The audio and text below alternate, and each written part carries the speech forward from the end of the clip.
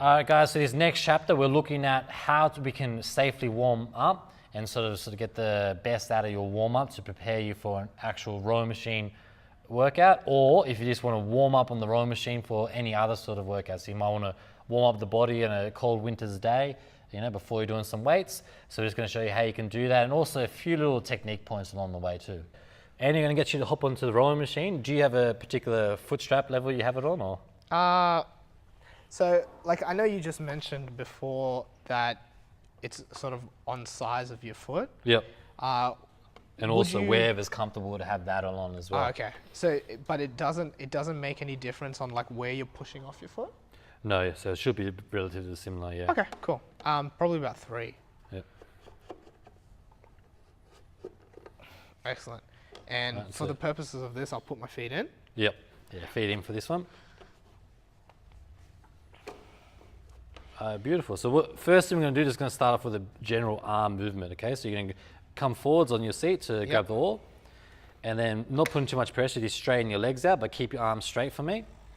Okay, now we're just going to basically we're going to do everything backwards. We're going to start at the back of the stroke and progress our way down. Okay. So I want you to sit up nice and tall with an ever so slight lean back from the hips.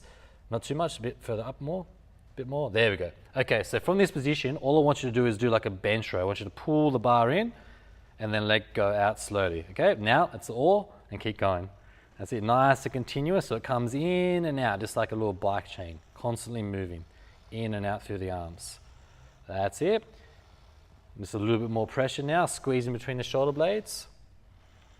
Beautiful. Now keep doing that as you're listening to me. Yep. What's going to happen next is after I count down from 3, you're going to let your arms go straight and you're going to rock at the hips. And you're going to do it similar to a Romanian deadlift style with the arm pull at the end. Okay. Okay, so you can go 3, oh, wait, 2, 1 on this one. So arms straight, then rock, and then lean back and pull. There we go. So a little bit of a sway. So make sure the arms go straight, and then we rock. That's it.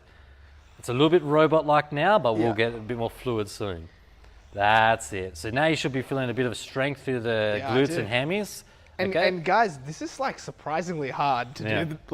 Especially, like I can row. Like I'm not terrible at rowing. Yep. But this is like quite difficult on your core and everything. Yeah. So you should feel it around here, particularly if you're trying to stay upright and you're not sort of allowing yourself to sort of round up. You want to keep it as much from the hips as possible.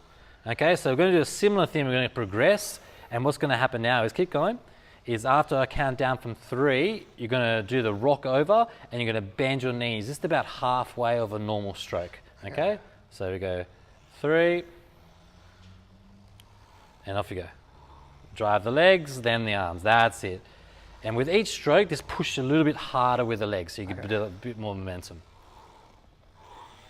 That's it. Just keep it about a half stroke, so not too far. That's it. Good. Arms come in and away.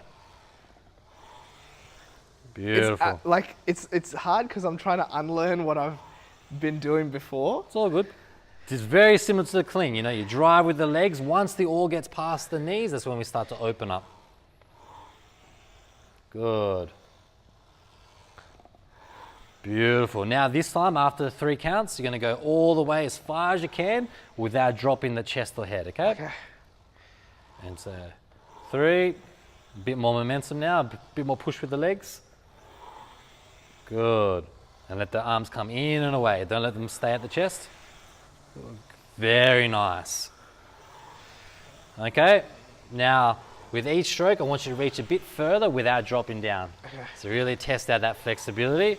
Because the longer the stroke is in the water, the more power you can generate. Beautiful. Stay over the oar for a bit and drive through. That's it. Don't open up too early. Push with the legs. That's it. Use those big squatting legs. And you can start to hear the fan now starting to accelerate because now we're using more leg drive. Good. That's it. Now we're going to just do 10 strokes, and with each stroke I want you to drive a little bit harder so you get the split down. Okay, so count that as 1, 2. So that's 228, 218. Good. Keep the handle up nice and high.